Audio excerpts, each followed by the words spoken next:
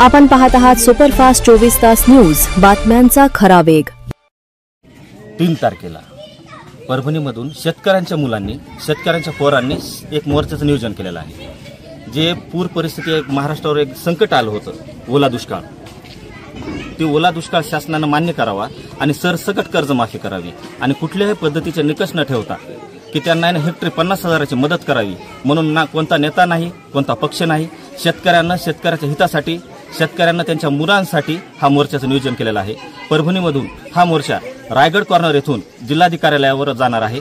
तरी सर्व शेतकरी बंधूंनी जास्तीत जास्त त्या संख्येने तिथे हजर व्हावं आणि आपल्या न्याय मागण्या शासन दरबारी कशा पोहोचवता येतील त्याच्यासाठी प्रयत्न करण्याची आज गरज आहे। म्हणून मी पूर्ण शेतकरी बांधवांना अशी विनंती करतो की त्यांनी जास्तीत जास्त संख्येने मोर्चाला हजर किती वाजता, काय वेळ काय असेल मोर्चाची? मोर्चाची वेळ सकाळी 11 वाजता आहे आणि तो निघणार आहे रायगड कॉर्नर येथून शनिवार बाजार मार्गे चौकातून कलेक्टर ऑफिसवर।